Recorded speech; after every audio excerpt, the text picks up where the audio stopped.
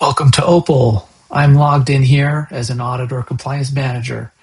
This is the dashboard, the purpose of which is to give you a quick overview of your work and your overall program. This is the first thing that I see when I log into OPAL. It's a quick overview up here at the top, and then down below, OPAL tells me what needs my attention today. I'm not having to open 5 different modules or applications to piece all this together. It's right here on the one screen. Also, everything you see here, all the tiles, the numbers, they're all live links. So if you click any of these, you can see the records behind them. Right there. Let me quickly show you the menu. You can get an idea of what modules are included in OPAL. We have controls modules, risk modules, compliance modules, and audit projects. Up here at the top, we have a global search function. I can quickly navigate to any control, risk, or policy or anything else in the application. OPAL keeps track of your recently visited pages, so you can quickly navigate that way. If you like dark mode, there's dark mode. You can also go ahead and change your color scheme.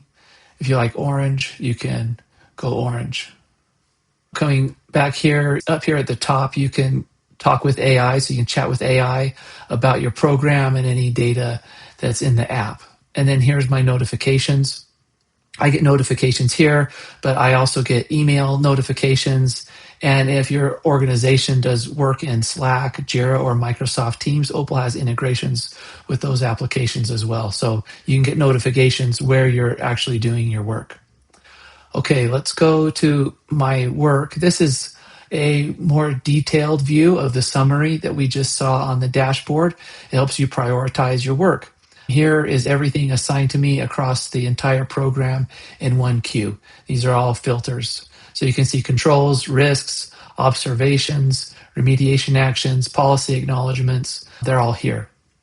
In a lot of GRC tools, these lists live in separate modules with separate to-do lists. Here, they're in one place, and anything overdue is right at the top. I never have to guess what I'm needing to do next. Also, important to highlight here is these are all my notifications as of today. If I come back a year from now, I'm probably going to be getting some of these same notifications, because one of OPAL's best features is that once it's configured, it requires less maintenance to run than many of the tools out there. You won't have to set up assessments and controls over and over again each year. OPAL will remember the configuration, how often they're supposed to be certified and tested and operated, and they will continue to send those notifications so your program can operate in perpetuity. It's part of achieving the objective of helping small teams deliver big results. Okay, this is the reports hub. Currently, there are 80 built-in reports covering each aspect of your program. You don't have to build these from scratch or wait for a BI team to build them for you. They're here, they're live. You can filter by category, so you can go straight to the type of report that you need. Up here at the top, this Generate Insights feature can be very helpful. Before I even look at any reports, I can come here and I can see what AI has to tell me about my overall GRC program. It gives me a written analysis of where things stand this quarter, the themes, some talking points, some risks, trends, what's improving, what may need attention, some of the highlights across our top risk areas, and some program recommendations. So it's a quick way to get a high-level view of the state of the program, and it can be helpful when you're prepping for executive meetings or meetings with the audit committee. It might help you think of things that you didn't think of already yourself. The reports I use most, I can pin, and up here they appear up here in my favorites. This is one of the reports that I really like. This is the risk report. It shows all of the top risks along with any item that's connected to it all in one place.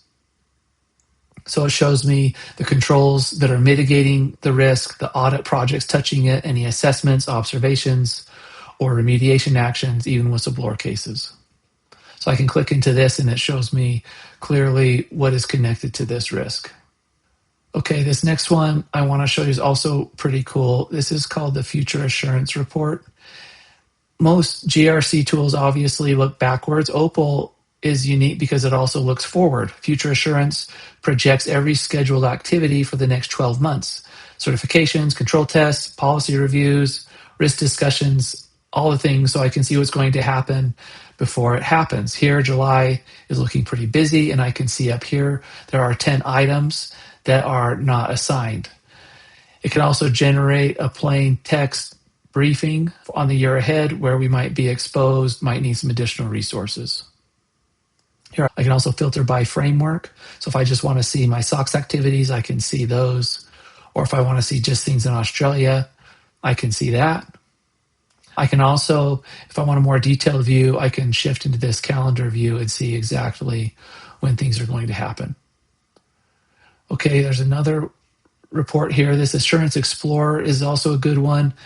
This is my drill down. I can start at this level, this high level, and see whether my controls are passing or failing across each framework.